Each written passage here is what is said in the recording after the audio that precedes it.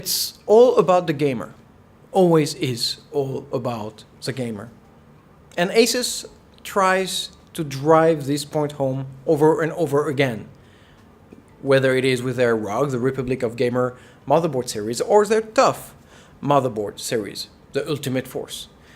And today I'm reviewing a TUF, the TUF Z390 PLUS Gaming Wi-Fi edition. I'm talking about gamers which want their computer to turn on every single time and give the best possible performances, no matter what happens. If you have a lightning stroke going onto your computer, the last component Asus wants to see burned is their TUF motherboard. And so they equip them with military-graded components, whatever that means, and tries to keep it under a budget, which is not always the case. And despite those very noble and exciting aim, I'm not sure I'm in love with this particular motherboard. Let's jump right in.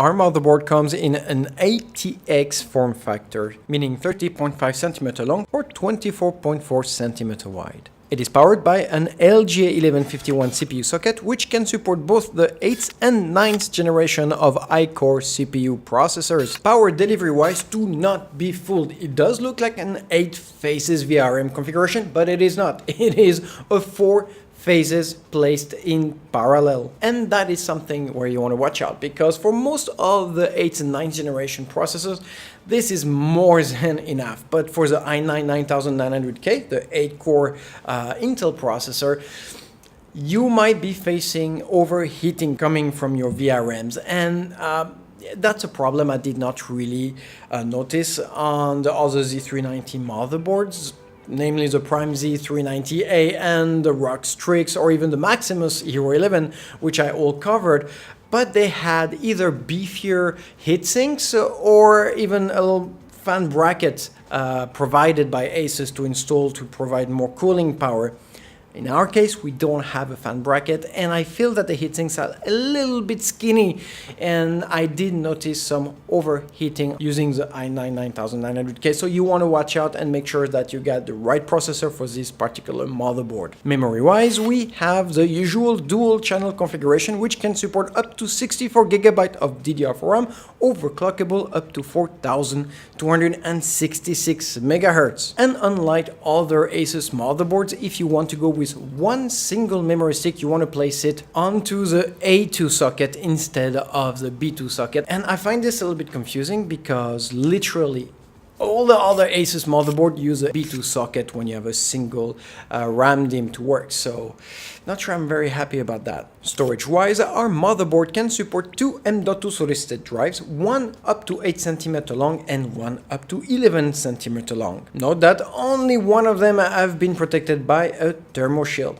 And because our Z390 chipset is Optane ready, they can both swap data theoretically up to 32 gigabit per second. And I say theoretically because with such speeds, of course, our M.2 solid-state drive will probably overheat and thermo throttle. That is why our M.2 solid-state drive heat shield has been equipped with a thermo pad to maximize our heat dissipation. And talking about heat dissipation, I want to note that Asus on its latest Z390 motherboard series have been implementing a small design improvement, namely that our M.2 solid-state drive heat shield is now separated from our chipset heat shield, meaning that there's not going to be as much heat transfer between the two of them and further diminish any kind of thermo throttling on our system. Moving along, we have 6 third generation PCIe Expresses, 4 single slot single speed, and 2 16 slots with different speeds. Note that only the very first 16 slots can deliver up to 16 full bus speed, meaning that if you have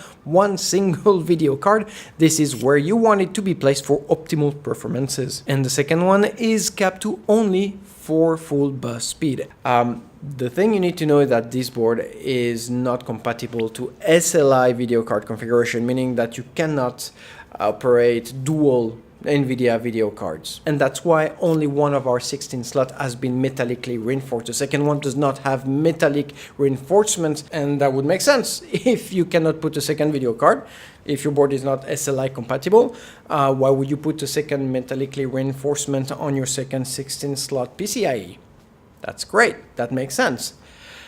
Unless, of course, your motherboard is also Crossfire compatible. So if you do have two AMD video cards, they'll work through Crossfire. It's almost as if we had two different team of engineers who worked on the same board. One who said, no, we're not going to put SLI, we're not going to put multiple video card configuration on this board, so no need of this and that. And the second one said, yes, we are going to allow multiple AMD video cards to run on this motherboard, but it's going to be running very slow and it's going to be unsafe to your hardware. So not really going with the philosophy of a very resistant, rugged motherboard in that particular case.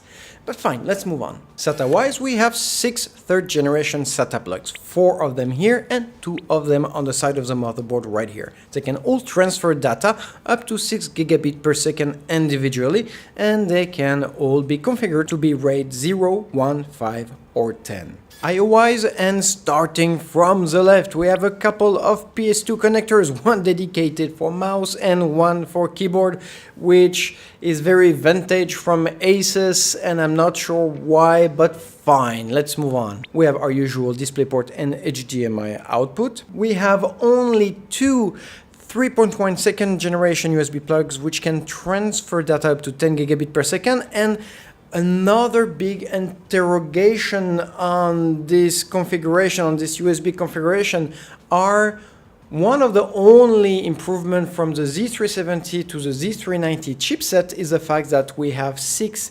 USB 3.1 second generation, which are nested inside the chipset. So it really only costs about 10 cents for the manufacturers to add those plugs onto the IO.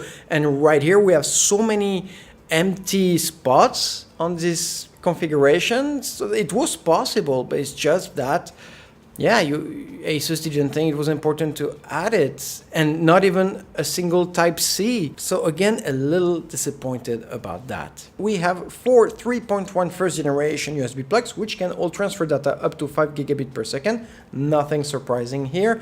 Our 1 gigabit LAN, our dual band mu-mimo compatible Wi-Fi adapter, which can transfer data up to 1.73 gigabit per second, and I'll say it's a good move from Asus to add a mu-mimo standard to their Wi-Fi adapter. It's something that's just gonna increase your download streaming and coverage, overall coverage of your motherboard. So kudos to Asus for that. But again, another thing is that there is a Bluetooth 5.0 included in that Wi-Fi adapter, and it's all good and fine. But I want you to ask yourself, when was the last time you used a Bluetooth accessory with your desktop computer? I haven't done so since 2005 or 2006, and so for Asus to spend the money here on the Bluetooth 5.0 instead of, I don't know, adding USB 3.1 second generation plugs or Type-C, maybe.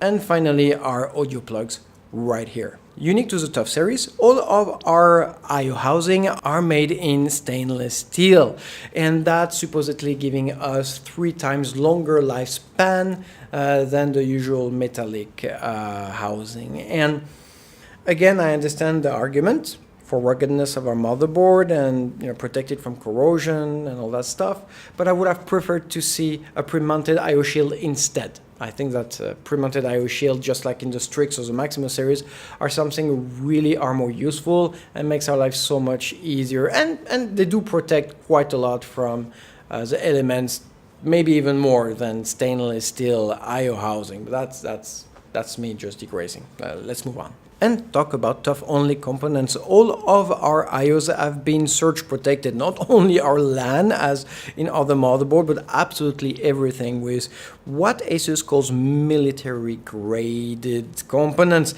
So normally talking, if you have a light strike on your house or magnetic discharge, all of our external outputs are solidly grounded and protected. We also have military graded MOSFETs, and MOSFETs in a nutshell are what amplifies the voltage, regulates and amplifies the voltage of your VRMs. It's going to be more stable and faster to switch from high to low voltage to your CPU. Again, something that you'll see only on TUF motherboard, and arguably something which will make it more durable and protect your CPU and overall motherboard from indelicate voltage swings and switches. And finally, we have TUF chokes, which should be able to live up to 5,000 hours each, and that's great and good. Again, you know, ruggedness, but I feel bad being the party pooper, knowing that the Z270 series, the TUF Z270 series, used to have cap chokes or choke caps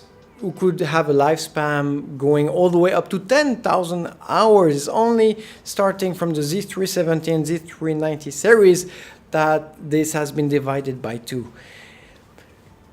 I'm sure it's fine, but again, when you're talking about making a motherboard super tough and rugged, when you just divide it by 2, the lifespan of your choke feels a bit at odd. Moving on, connector-wise, we have 5 fan connectors, only one of which can be used as a water pump connector as well. We have 2 USB second generation, which can transfer up to 480 megabit per second, one of which is a 1.3 USB connector, which you have a comment section if you want to explain this one to me. Feel free. I've looked all over the net and I'm a bit at loss. It's the same connectors we used to use for 1.1 USB connectors, and I think that's going to make it a bit tougher for the everyday user to use for anything. So yeah, comment section, explain this to me. I'm at loss again. We have 2 3.1 first generation front panel connector, which can transfer data up to 5 gigabit per second each. And again, no 3.1 second generation front panel Type-C connector. It is nested in the Z390 chipset. We only have 2 of those on the back IOs, so I was hoping to see at least one Type-C 3.1 second generation front panel connector, but it is not there. I am disappointed. Am I relaying this message clearly? Alright, so aesthetically wise, we have at least 2 aura strips, which are hidden right on the side of a motherboard and one under the thermo shield of our chipset. So that's at least there. And if you want to add some more RGB export, you can add them on 2 RGB connector. Again, one more critic, we do not have RGB addressable connector on this board, which, you know, they had place in the budget to add some, but decided not to. Conclusion wise, well, this board will cost you about $170 before taxes, and I'm completely lost. It really feels like there is 2 different and individual teams of engineers who've been working on this. One who really went all in on to making this motherboard super durable, and the other one who went all in trying to save costs. And that shows, right? It really does. There's also the fact that there is some major downgrade compared to the previous generation. And I'll go to the Z270 series, where we really had some cool stuff. For example, you could boot your motherboard without a CPU. I think they called it the iCPU option. You could boot and update your BIOS without a processor. That was brilliant. This is a function that we usually only see in very expensive motherboard, and the TUF series had it on the Z270 series. We had LED indicators, which will give you the boot sequence, which is, I think, an awesome feature. Allows you to easily troubleshoot stuff. And, you know, when I look at this series, the Z390, there's a lack of continuity, for one, and it doesn't completely all make sense to me. So you have really cool stuff, like, you know, the military grade components. Point is, it's really well protected for surges. It's gonna last. You can be sure that if something happens to your build, this is the last component who will survive. That it still stands. But I'm not excited. I'm really not excited about this, even though I was prepared to the fact that there's going to be only a single GPU configuration. The fact that it's Crossfire compatible doesn't make any logical sense to me. And you know, when you're spending that much money, you're expecting to have something who's going to be out of the usual, especially when you have so little features. So yeah, I'm not very happy, I'm not very satisfied about this motherboard altogether, and that's why I would warn against this particular board and instead take that money and spend it on a Strix or a Prime Z390A. The Strix E comes with a Wi-Fi adapter, and I felt that it was super robust and super durable, and you can check my review right here.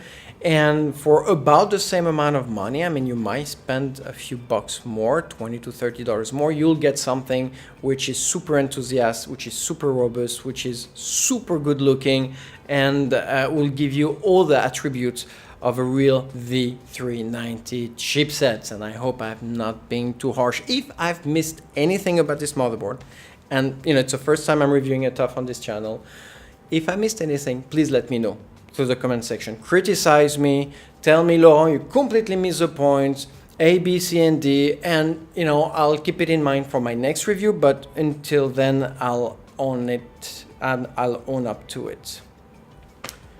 All right.